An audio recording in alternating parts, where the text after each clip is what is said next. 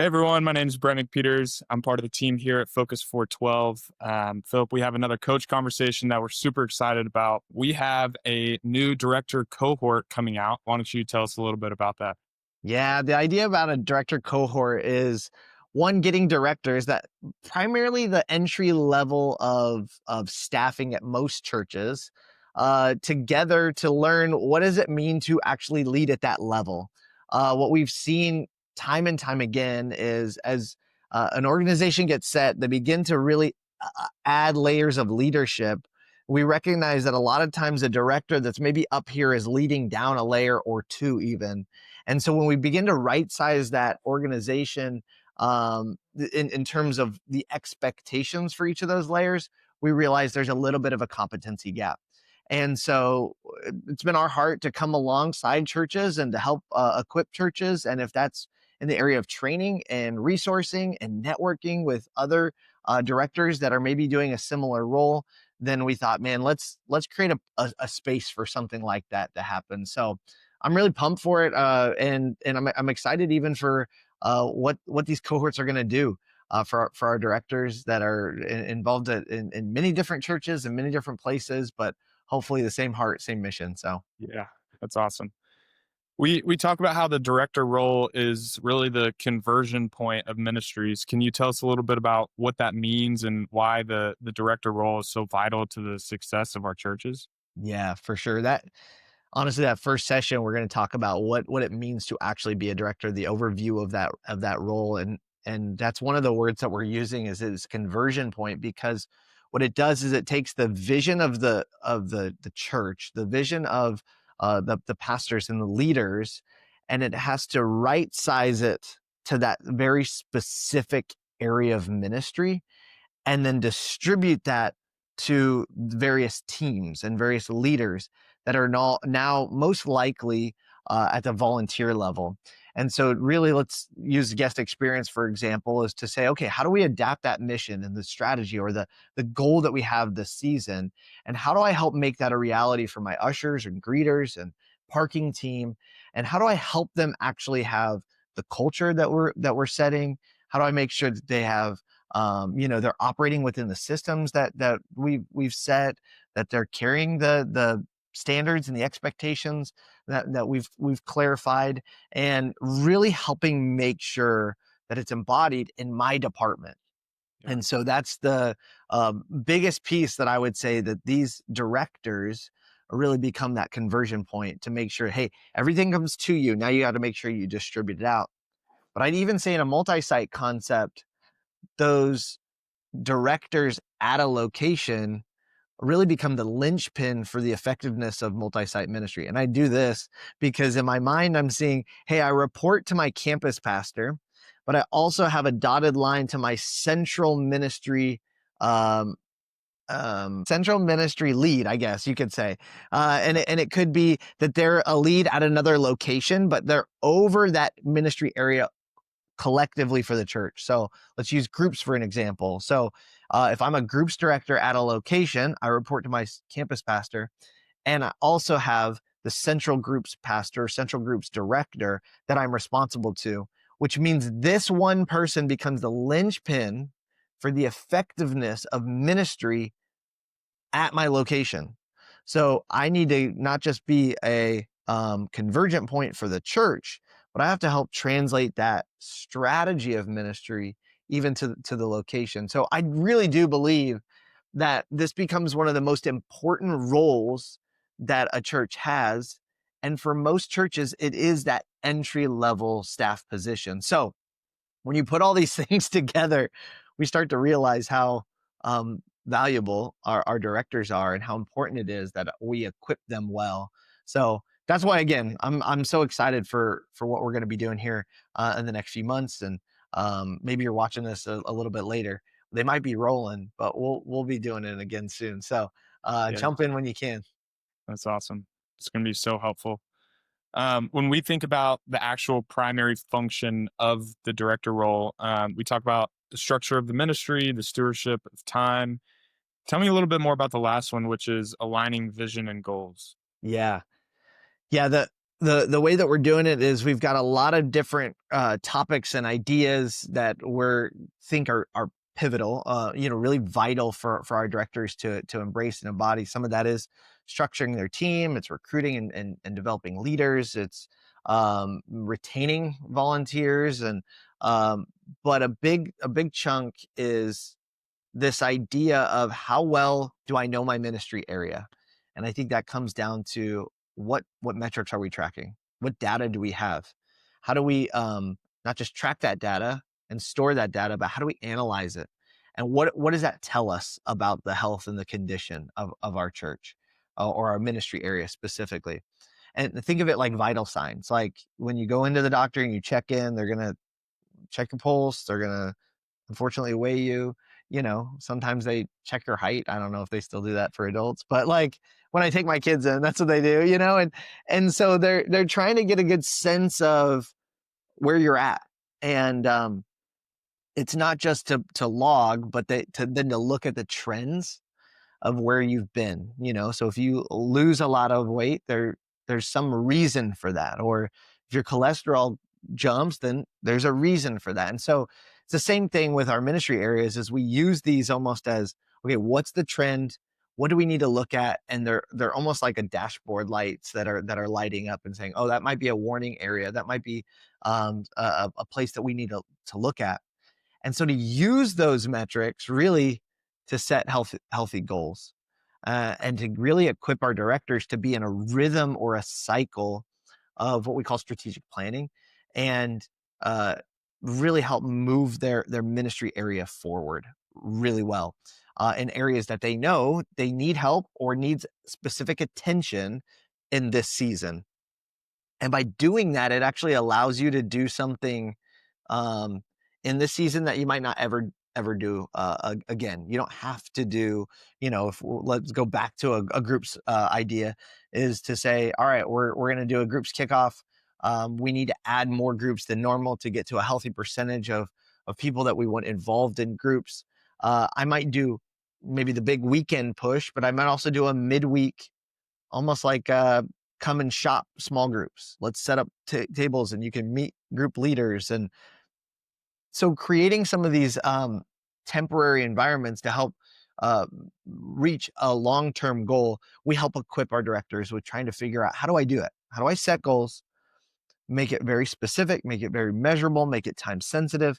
And then how do I create initiatives within that helps me accomplish that goal? So when I talk to my direct report, they know, here's what I'm going to be after, and here's how we're going to accomplish those things over the next 3-6 months. So I think that's really vital, because it equips a director that no matter the season, they have the tools in their toolbox to look and to see, oh, I can solve this problem this way. Oh, I can solve this problem using the same framework. So I do think it's a long-term uh, practice that can be applied into so many different contexts. I know it was Yeah. a lot. It's probably more than you're Yeah. asking We for. get it. So helpful. One of the main reasons that the director role is so important in our churches is because directors are leaders leading other leaders. Yeah, So can you give us some like tangible practicals on how our directors can invest in leaders well? yeah, that's really good. That is part of when I was mentioning up front. It's that shift of responsibility. We have to recognize that I'm probably a director leading a coordinator or coach, whatever you want to call it. That's then probably leading a team leader, very specific to a rotation, a serve rotation. And so really I'm a leader that's leading leaders that are leading leaders that are leading teams of people in most cases. And so I think one of the first thing that comes to mind really is to help your directors recognize the scope of leadership that they have at that level, Hmm. the responsibility of the leaders that are underneath them, so that as they're having recruit conversations, as they're empowering or equipping the leaders that are underneath them, they're doing it appropriately to the level and the scope of the leaders underneath them as well. Because if not, there's this natural gravitational pull that goes down towards the task. Sunday comes every Sunday, we know that, and we feel the weight of that. And we feel the sense that I have to deliver. I have to make sure that there's a good experience. There's a good in guest engagement. There's a great environment for people to engage with God. And so if we're not careful, we drop down and we just get people to help us do. And so part of the struggle is to stay at the right altitude. And the only way you can do that is by one, filling the layers of leadership and then equipping those leaders at those layers with the right level of authority and responsibility. We've equipped them, given them freedom and the resources to really help lead at those scope levels, you know. And so there's so many things that we could do to help them in that. That's part of why we're doing the cohort. But I don't know. Ask the question one more time for me. I want to make sure I answer it Big right. question. It's a big question. The last part was like just practicals or Yes. tangibles, how directors can invest in leaders well. Yeah. You asked practical. Um, okay. Practical. Yeah. Hey, both. Um, fill them first. Like if you don't have layers, leaders in those layers, it's gonna be really hard to lead them. So one, you gotta recruit. Shoulder tap is one of the best ways to do it. Call something out of somebody that you see. Don't believe that they're gonna be there day one. Take them on a journey of development, which really is just investing time and energy. It's Mm, communicating. Um, we call it narrating your leadership. So, Brett, you've experienced this, and it's not often that I'm just going to tell you to do something. It's very often that I'm just going to tell you why I'm doing it, how I might potentially do it. That doesn't mean that's exactly how you have to do it, but I want to equip you with the way that I'm thinking about it, so that later we can think similarly about what we want to try to accomplish. Um, and then just be there. Again, we don't create these leadership layers just to get jobs done. We create this for care.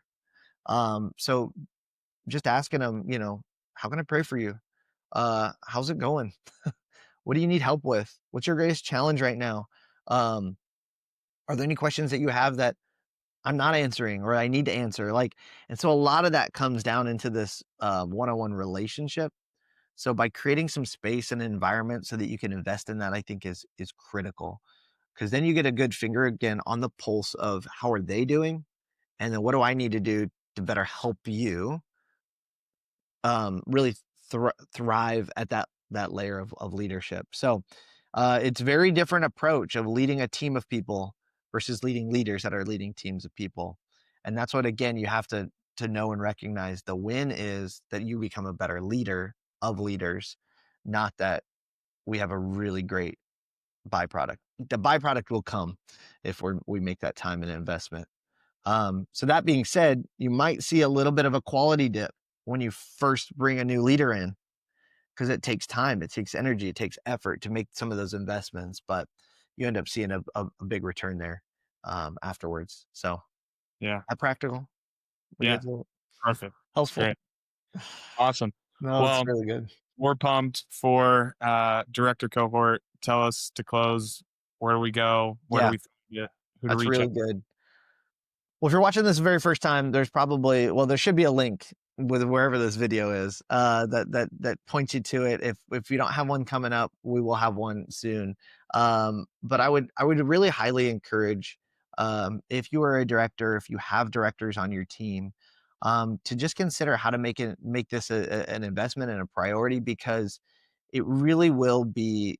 It's multifaceted. Not only does it develop me, uh, as a leader, and teach me how to help do my job at the level that I am. So just so you know, it's a level specific training experience.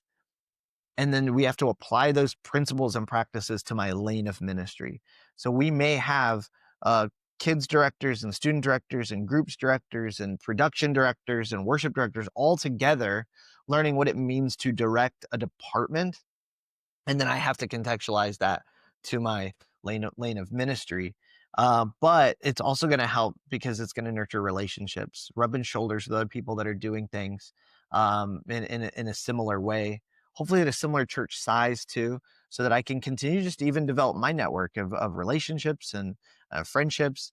Um, but I know our coaches that are guiding it are experienced coaches of large church contexts that can help you apply these principles in many different ways. But it's going to be great because I do think they're going to have that communal touch, but also very, very specific, intentional conversations with coaches about our area specifically. So that's part of the how we're building the cohort too. Is it's not just let me listen and learn, but it's group discussion. It's even some case scenarios where I'm bringing situations and challenges that I'm facing with, and we're collaborating on how to solve that problem together.